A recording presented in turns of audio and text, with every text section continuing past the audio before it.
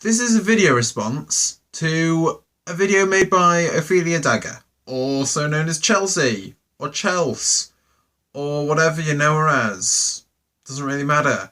Her video, click somewhere, I'll link to it. And basically, in its essence, it was a video about the art of the arsehole and how we should be separating art from the artist, because they don't necessarily have much of an effect on each other. Now, this does sort of tie into the concept of the death of the author when it comes to art of any kind. And whether or not you believe in that is completely up to you, but it generally means that an author creates, or an artist creates their work, and then it's not theirs anymore. Then it's put out into the public and it belongs to the audience, and they can draw whatever interpretation they want from it. And this means that anything that the author says afterwards doesn't matter. So when J.K. Rowling goes on Twitter and says, oh hey, this character went on to do this later in life, because it wasn't in the books, not canon, doesn't matter. So how does this tie in? In the case that an artist was a dickhead, absolute prick, it doesn't make their work any less amazing if they made something really fantastic. Or conversely, if they made something really shite and they're an absolute saint, doesn't make their work any better. Their work is a standalone entity, completely separate of anything. But, you know, Chelsea went into more depth on that in her video. She talked about poetry and all that good stuff. But what I want to talk about is something I think that she missed.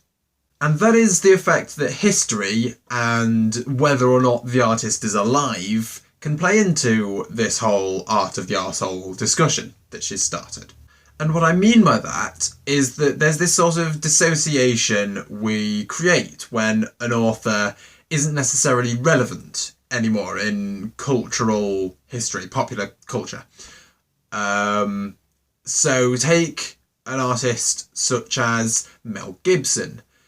He's an artist in his acting. Maybe other things, I don't know. But Mel Gibson, we can all pretty much agree, absolute cock. No real redeeming qualities to his character at all. I wouldn't want to say hi to him. I wouldn't want to do anything. He's a prick. You can find all the evidence. Just Google Mel Gibson, dickhead. You'll find something. However, Mad Max and any other films that he was in, they are still pretty good. I can't vouch for every film he's in, but I know that the first Mad Max, pretty darn good. I like it a lot.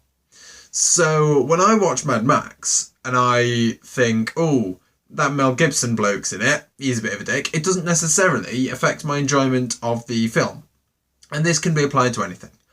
However, if we're talking about something that's much more recent, then it tends to affect things, at least for me. For example, I won't name any names for whatever reason, but you know, there's an artist, there's a musician who got their song featured on a podcast that I listened to.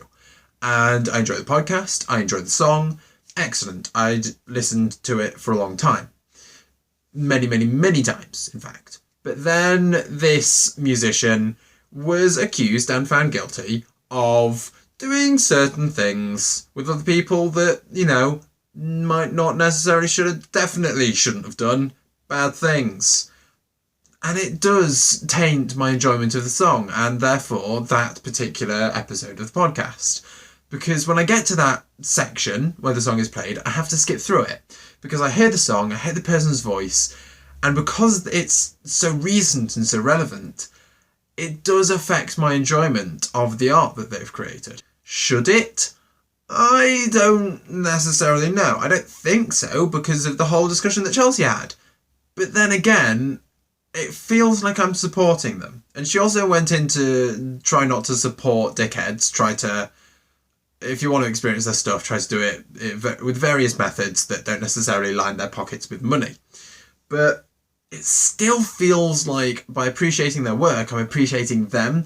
And it's this weird association that's only there when the person is relevant in pop culture at the time.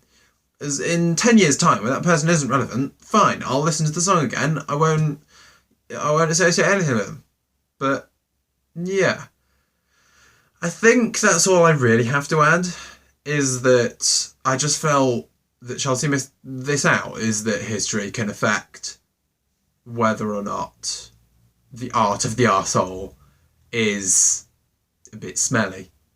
What do you think? Do you agree? Do you disagree? Do you have a wild third opinion that I hadn't even thought of?